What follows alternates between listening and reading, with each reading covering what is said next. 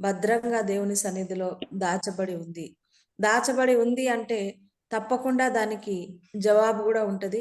ఆ దుఃఖానికి మరి రెండింతలు మేలు ఆశీర్వాదం కూడా దేవుడు ఇస్తాడనే నమ్మకంతో మనము ప్రార్థన చేయాలి ప్రియమైన దేవుని బిడ్డలారా.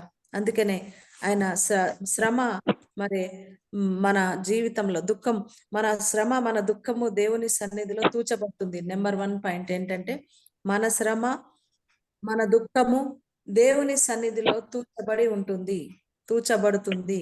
అంటే దాన్ని త్రాసులు వేసి తూచినట్టుగా ప్రభు దాని లెక్క ఎంతనో, దాని కష్టం ఎంతనో, ఆ కన్నీరు యొక్క ప్రయాస ఎంతనో ఆయన తప్పకుండా ఒక రోజు జవాబిచ్చేటటువంటి దేవుడుగా ఉన్నాడని మనం నమ్ముదాము ప్రియమైన దేవుని బిడ్డలారా. రెండో విషయం ఏంటంటే శ్రమలో దేవుడు మనకు తోడై ఉండి మంచి ఉపాయాన్ని ఇస్తాడంట. నిజంగా ఉపాయం అంటే మనం ఆ శ్రమ నుంచి ఎలాగున బయటపడాలనో, ఎట్లాగ మనల్ని మరి రక్షించాలనో దేవుడు మనకు ఉపాయం ఇస్తాడట. అందుకనే మరి అపోస్తలుడైనటువంటి పౌలు గారు కొరింథీ రాసినటువంటి పత్రిక 4వ అధ్యాయము 8వ వచనాన్ని ఒకసారి చూడండి. మొదటి కొరింథీ 2వ కొరింథీ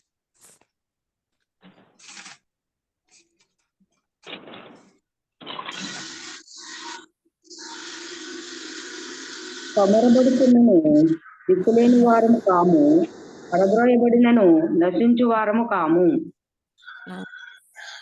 అపాయంలో ఉన్నను ఉపాయం లేని వారము పైన ఉందండి, 8లో ఉంది. ఎటు పోయినను శ్రమపడుచున్నాను, ఇరికింపబడు వారము కాము, అపాయములో ఉన్నను కేవలం ఉపాయము లేని వారము కాము. అపాయంలో మేమున్నా కూడా ఉపాయము లేని వారము కాము అంటున్నాడు. ప్రియమైన దేవుని బిడ్డలారా, ఎంతో అపాయంలో, ఎంతో కష్టతరంలో, కొన్నిసార్లు అన్ని దారులు మూసుకుపోయి ఇరుకులు ఇబ్బందుల్లో మనం ఉంటున్నాము. కానీ దేవుడు మనకు తోడై ఉండి మంచి ఉపాయాన్ని ఇస్తాడు అని ఈ లేఖన భాగం ద్వారా దేవుడు మనతో మాట్లాడుతున్నాడు.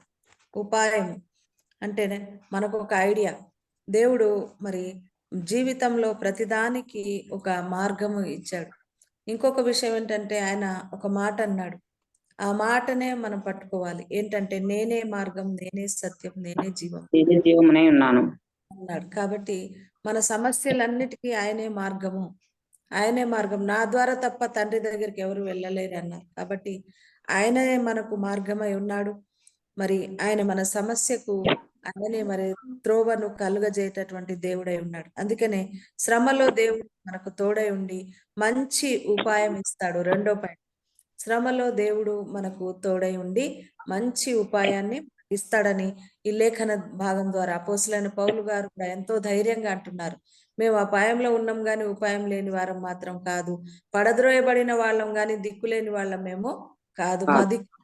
మా యొక్క ఆశ్రయము దేవుడే, మనకు దిక్కు ఎవరు? ఈరోజు ప్రియమైన దేవుని బిడ్డలారా, ఎన్నో శ్రమల్లో, ఎన్నో కష్టాల్లో, ఇరుకుల్లో, ఇబ్బందులు ఉన్న సమయంలో ఎవరు కూడా మనల్ని ఆదరించరు. ఎవరి ఆదరణ కూడా కోరుదామంటే ఎవరు కూడా మనల్ని ఆదరించరు. మనుషులైతే మాటలతో వేధిస్తారు, మనుషులైతే దూరం అయిపోతారు మనకి. కానీ ప్రభు కృప, దేవుని యొక్క ప్రేమ, దేవుని యొక్క వాక్యము, ఆయన ఆదరణ ఎప్పుడు కూడా మనకు ఒక ఉపాయాన్ని కలుగజేస్తూ మన మనసులో ఒక ధైర్యాన్ని నింపుతూ ఉంటుంది. అందుకనే శ్రమలో దేవుడు మనకు తోడై ఉండి మంచి ఉపాయాన్ని ఇస్తాడని మరి అపోస్తలుడైన పౌలు గారు మాట్లాడిన ఈ మాట ద్వారా మనకు ధైర్యం వస్తుంది. ప్రియమైన దేవుని బిడ్డలారా, మరి మూడోది ఏంటంటే తట్టుకోలేనటువంటి శ్రమ విడుదలకు సంకేతము. తట్టుకోలేనటువంటి శ్రమ, ఇంకా తట్టుకోలేను, నా వల్ల కాదు, నేను చచ్చిపోతాను అన్నంత బాధ కలుగుతుంది. కొన్నిసార్లు ఎంతో వేదన, ఎంతో బాధ జీవితంలో మరి అన్ని కోల్పోయినప్పుడు కానీ, లేకపోతే అన్ని దారులు మూసుకొని పోయినప్పుడు కానీ, అపవాదిగాడు ఎంతగానో మనల్ని బెదిరిస్తూ ఉన్నప్పుడు కానీ అనిపిస్తూ ఉంటది, ఇంకా తట్టుకోలేను నేను ఈ శ్రమను, నా వల్ల కాదు ప్రభా, నేను తట్టుకోలేను అని మనము ప్రసవ వేదన పడుతూ ఉంటాం. ప్రసవ వేదన పడుతున్నటువంటి ఒక స్త్రీని మనం గమనిస్తే, మనం అందరం కూడా స్త్రీలుగా ఉంటున్నాము ఎక్కువ శాతం. గమనించండి, బాగా ప్రసవ వేదన నొప్పులు వస్తున్నాయంటే ఆ బిడ్డ బయటపడినప్పుడు ఒక సంతోషం, ఒక హ్యాపీ దేవుడు మనకు అనుగ్రహిస్తాడు. కాబట్టి విడుదలకు సంకేతము, తట్టుకోలేని శ్రమ అంట విడుదలకు సంకేతము. అందుకనే ప్రభు వాక్యంలో దేవుడు అంటున్నాడు, 1 కొరింథీ రాసిన పత్రిక 10వ అధ్యాయము 13వ వచనం చూడండి, 10, 13.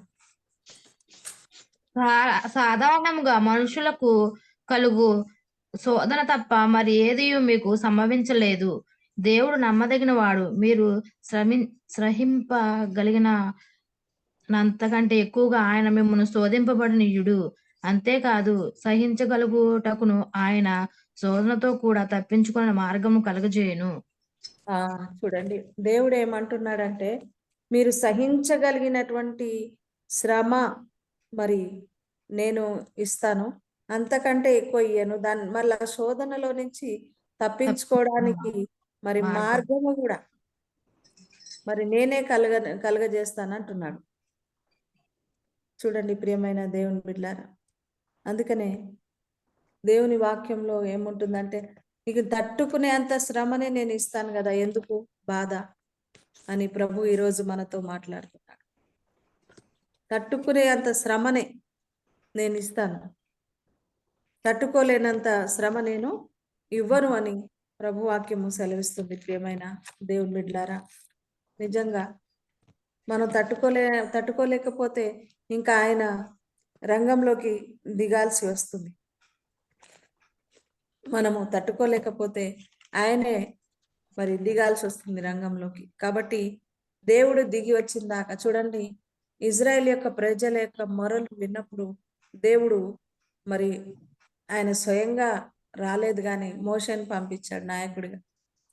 మోషే వారి మూల్గులు విని, దేవుడు వారి మూల్గులు విని, వారి ప్రార్థన విని, వారు తట్టుకోలేకపోతున్నటువంటి స్థితిలో మరి దేవుడు మరి వారి మోషేను పంపించినట్టుగా మనం చూస్తున్నాం. శద్రక్ మేషక్ అబేద్నెగో వాళ్ళు కూడా అగ్ని వంటి ముట్ల పడిపోయిందండి పాస్టర్ గారు. దేవుని బిడ్లారా, వాళ్ళ మధ్యలోకి దేవదూతను దేవుడు పంపించాడు. దేవుడే స్వయంగా దిగినంతగా ఆయన నడిపించాడు వాళ్ళ దేవుని బిడ్లారా. కాబట్టి శ్రమ మన జీవితంలో మరి ఒక మొట్టమొదటి పాయింట్ ఏంటంటే, శ్రమలో దేవుడు మనకు ఎలాగ తోడుంటాడంటే, శ్రమ తూచబడుతుంది. శ్రమ మన దుఃఖాన్ని తూచబడుతుంది.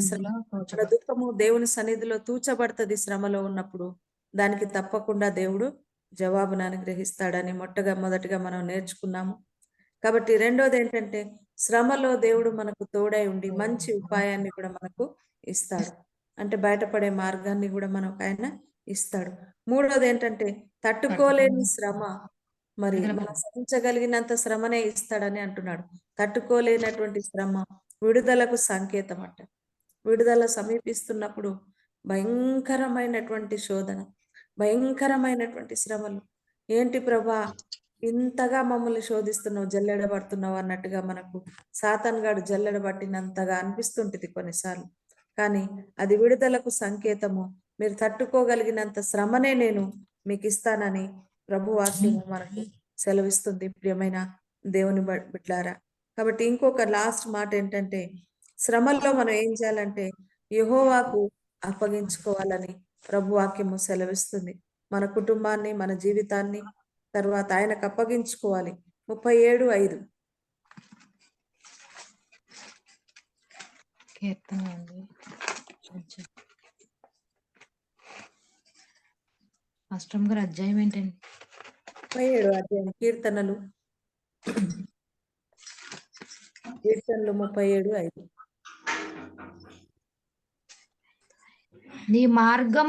నీ మార్గం యెహోవాకు అప్పగింపుము, నీవు ఆయనను నమ్ముకొనుము, ఆయన నీ కార్యం నెరవేర్చును.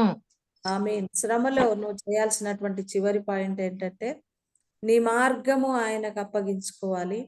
అప్పుడు ఏం చేస్తాడు? ఆయన నమ్ముకోవాలి. నమ్ముకొని నీ మార్గం ఆయనకు అప్పగించినప్పుడంట ఆయనే నీ కార్యమును నెరవేర్చును. ఆయనే నీ కార్యమును చేస్తాడు. శ్రమలో ఉన్నప్పుడు నువ్వు ఆయనకు నీ మార్గాన్ని అప్పగించుకో.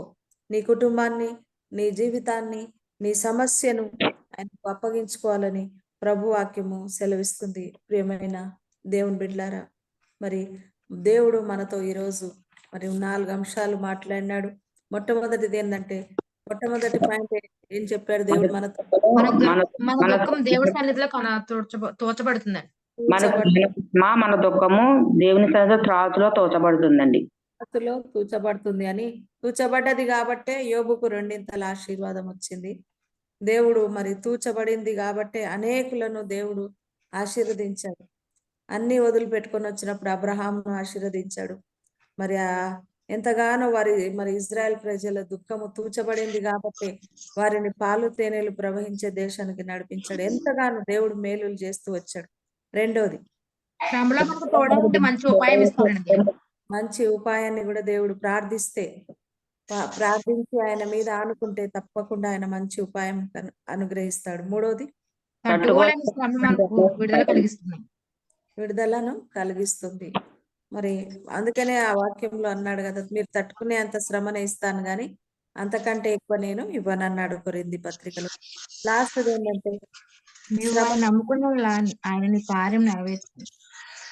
ఆ శ్రమలో నీ మార్గము యెహోవాకు అప్పగించుకున్నప్పుడు, ఆయన నమ్ముకున్నప్పుడు తప్పకుండా నీ కార్యం ఆయన సఫల.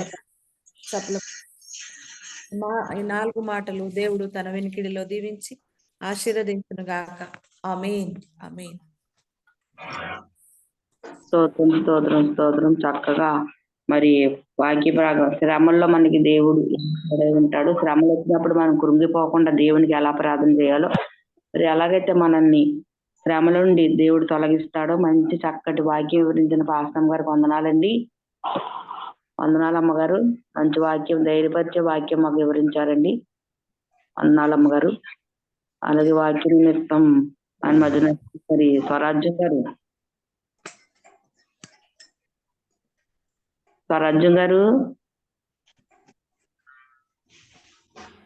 రాబోయారు. ఎట్రబాబు గారు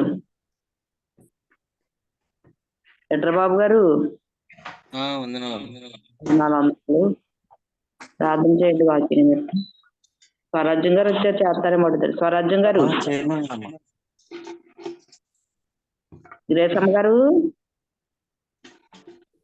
గ్రేసమ్మ గారు నీ దైవ సేవకురాళ్ళ పైన అయా మరి లీడ్ చేస్తున్న సంధ్య అమ్మ గారిపై సదాకాలము తోడై ఉండును గాక. ఆమేన్.